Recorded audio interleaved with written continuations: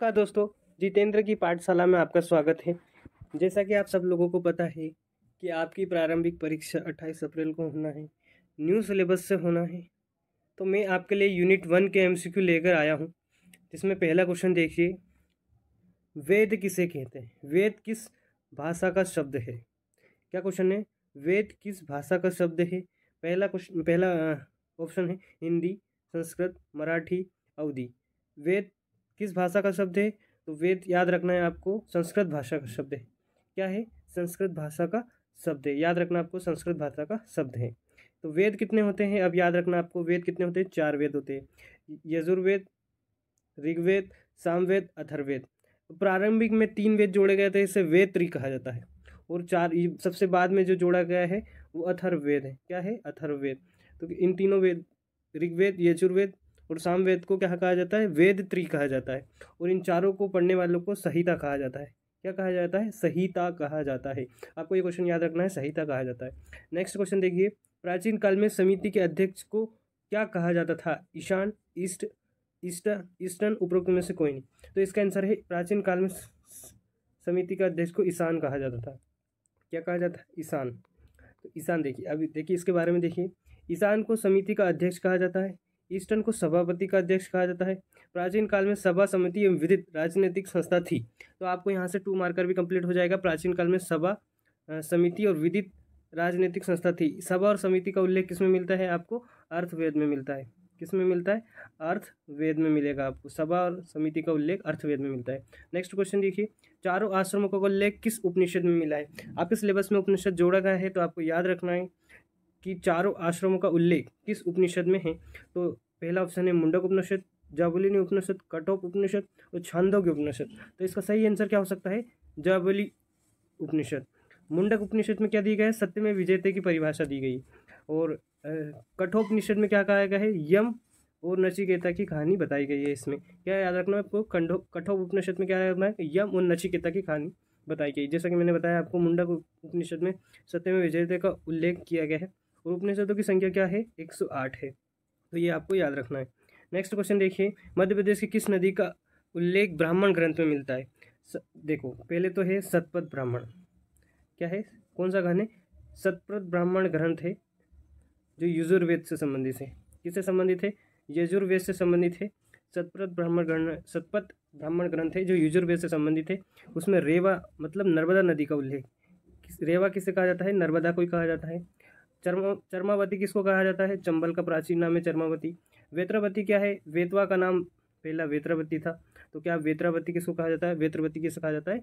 ये वेतवा नदी को कहा जाता है। सुक्तिमती किसका वर्तमान नाम है? आप कमेंट कर में बताइए हमें। नेक्स्ट क्वेश्चन देखिए, मध्य प्रदेश में एक प्राचीन काल में रेवा कहा जाता है नर्मदा को। मध्य प्रदेश सबसे लंबी नदी है। नर्मदा नदी को जीवित 2017 में जीवित मानव का दर्जा प्राप्त हुआ है। कब प्राप्त हुआ है? 2017 में। ये आपको इंपॉर्टेंट फैक्ट हो जाता है, ये आपको याद रखना। 2017 में जीवित मानव का दर्जा दिया गया है। नेक्स्ट क्वेश्चन है, महावीर स्वामी ने अपने प्रवचन किस भाषा में दिए गए? देखो, आपको प्राकृत भाषा पता होगी, पर मैं इसमें प्राकृत कहीं भी नहीं दिया है। तो आपको देखना है, पहला संस्कृत, दूसरा अर्धमगधी, चौथा है सुरसेनी। इसमें से कौन से ऑप्शन आपको लग रहे हैं? इसका ऑप्शन है अर्धमगधी। अर्धमगधी को ही प्राकृत भाषा कहा जाता है। क्या कहा जाता है? प्राकृत भाषा कहा जाता है। देखिए, महावीर स्वामी ने अपने प्रवचन अर्धमगधी भाषा में दिए थे। नेक्स्ट क्वेश्चन देखिए, ऋग्वेद के किस मंडल में जुआ के खेल का उल्लेख है? अब आपको जो 10 मंडल है ऋग्वेद में, आपको 10 के 10 मंडल याद करने हैं, क्योंकि इस बार आपके सिलेबस में लिखा है वेद पढ़ के आई। तो वेद आपको हमें मतलब चारों वेद में पढ़ना है, चारों वेद को बहुत डिटेल में पढ़ना है आपको। तो क्या पूछा है? जुआ का खेल किस उल्लेख में है, किस मंडल में? तो इसका उल्लेख है प्रथम मंडल में। किस में है? इसका उल्लेख है प्रथम मंडल में उल्लेख है। तृतीय मंडल में क्या है? गायत्री मंत्र दिया है, ये आपको याद रखना है। तृतीय में क्या है? गायत्री मंत्र दिया है। गुप्त काल से संबंधित स्मृति है मनुस्मृति, यज्ञवल्क्य स्मृति, यम स्मृति, नारद स्मृति। अब आप खुद दिमाग लगाइए, मनुस्मृति, यज्ञवल्क्य स्मृति, यम स्मृति, नारद स्मृति। तो इसका आंसर हो सकता है नारद स्मृति। इसका सही आंसर क्या है? नारद स्मृति। तो देखिए, मनुस्मृति को हिंदू धर्म की आचार संहिता कहा जाता है।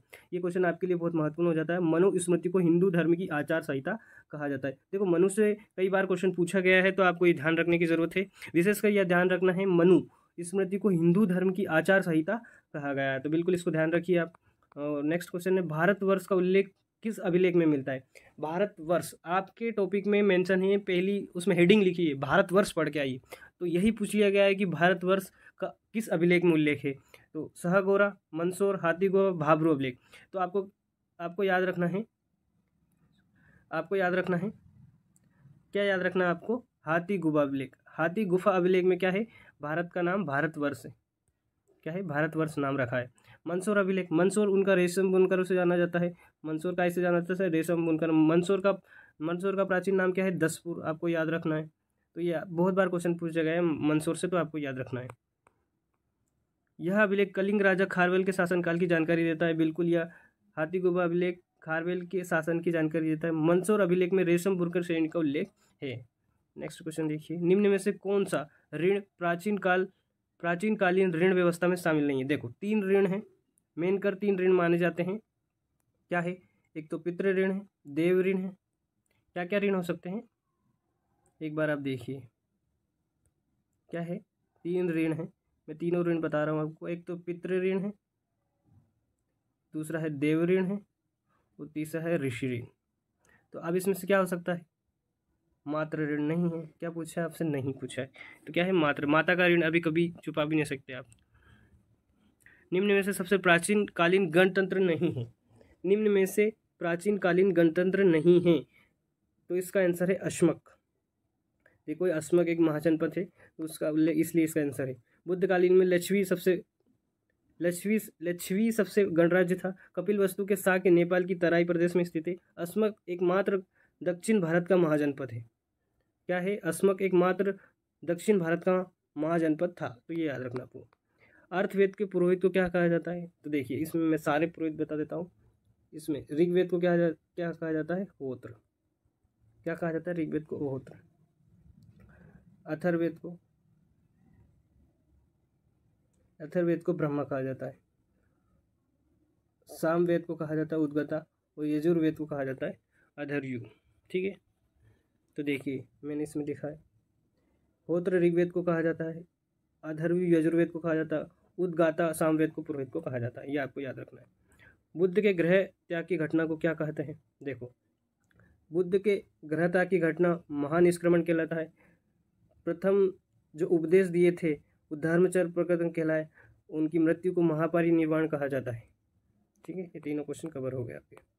निम्न में से कौन सा संस्कार गर्भावस्था में के दौरान नहीं किया जाता है? देखो, अगर आपने मेंस अच्छे से पढ़ा होगा, गर्भावस्था के दौरान नहीं किया जाता है। कौन सा संस्कार? अब आपको पता होना चाहिए संस्कार कितने होते हैं। संस्कार 16 होते हैं। कितने संस्कार होते हैं? 16।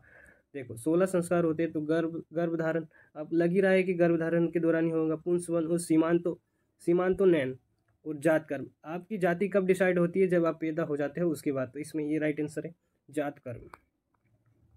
जात कर्म संस्कार जन्म के पश्चात किया जाता है। संस्कारों की संख्या कितनी है? 16। नेक्स्ट, असत्य क्वेश्चन को छाटिए। देखो, सट दर्शन आपके इसमें लिखा है, तो इस बार एक पक्का क्वेश्चन आना है सट दर्शन से। तो देखिए इसमें कौन सा गलत है। शाक्य दर्शन कपिल मुनि से, जैसे कि मेरे यूट्यूब में प्रीवियस लेक्चर में मैंने सट दर्शन बताया है। देखो, सीधा ही क्वेश्चन है। न्याय गौतम से है, योग पतंजलि से, पूर्व मीमांसा ये कणाद से नहीं है, ये गलत है इसका आंसर। देखते हैं अगला, पूर्व मीमांसा किससे है? जैमिनी से। उत्तर मीमांसा के कौन है? वादरायण है। और वैशेषिक दर्शन के प्रवर्तक है कणाद। ये आपको विशेषकर ध्यान रखने हैं दोस्तों। किस तीर्थंकर का उल्लेख ऋग्वेद में मिलता है? जैसे कि आप सब लोगों को पता है कि आपके सामने 2 आंसर दिखते हैं, तो आपको क्या लगता है? दोनों लगाना है। तो बिल्कुल यहाँ भी वैसे ही होगा कि दोनों लगाना आपका। ऋषभदेव और अरष्टी नेमिका दोनों का उल्लेख ऋग्वेद में मिलता है। इसका दोनों को मिलता है। कितने तीर्थंकर हुए? 24 तीर्थंकर थे। आपके टॉपिक में तीर्थंकर भी है, तो इसको विशेषकर पढ़िए। संस्कारों की संख्या 16 किसने तय की थी? ये क्वेश्चन बहुत ही मजेदार है। स्वामी दयानंद सरस्वती, शंकराचार्य, ईश्वरचंद विद्यासागर, स्वामी विवेकानंद। अब एक बात याद रखो, वेदों की ओर लौटो किसने कहा था? किसने कहा था वेदों की ओर लौटो? दयानंद सरस्वती ने। और वेदों की बात, वेदों में ही संस्कार के बारे में बताया गया है, तो कौन आएगा? दयानंद सरस्वती। किस ग्रंथ में कर्म कांड को अवर कहा जाता है? ये बहुत ही प्यारा क्वेश्चन है। कर्म कांड को अवर कहा जाता है, इसका आंसर है उपनिषद। आपको मैं बता देता हूँ, डायरेक्ट उपनिषद।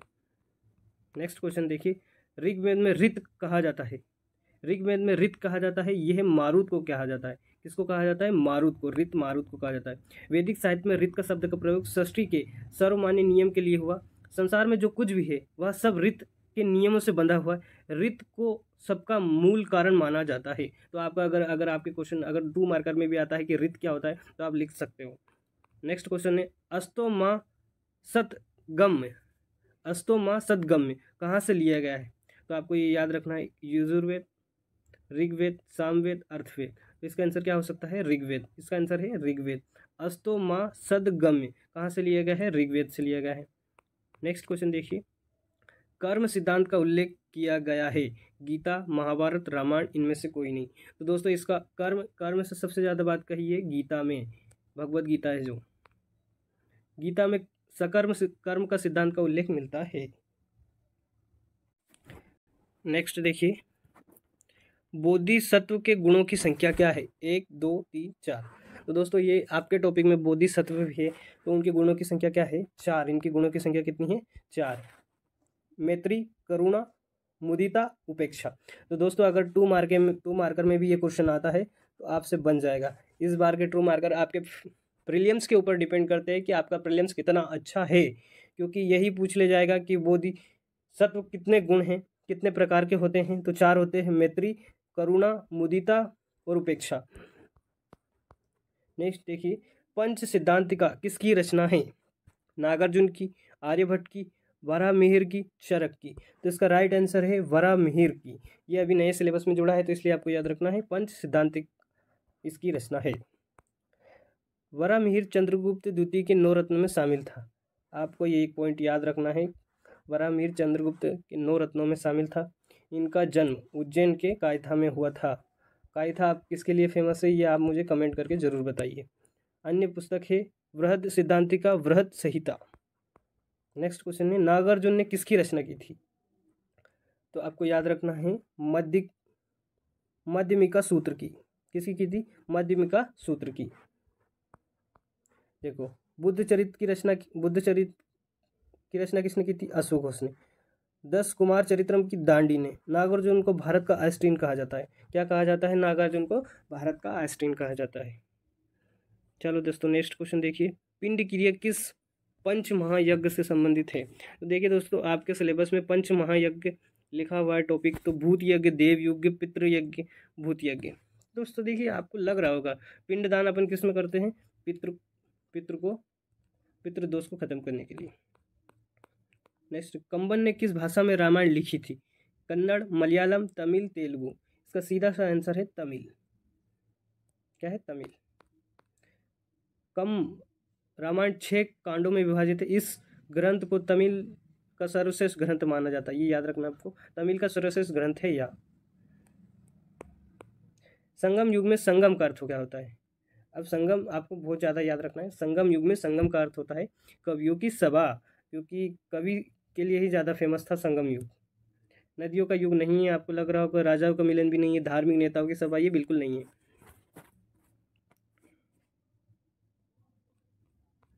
विक्रमशिला विश्वविद्यालय कहाँ पर स्थित है? ये स्थित है बिहार में।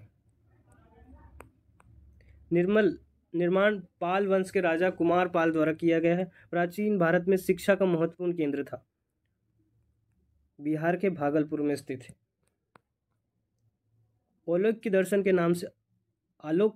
नाम से किस दर्शन को माना जाता है? तो इसका आंसर है वैशेषिक दर्शन को माना जाता है।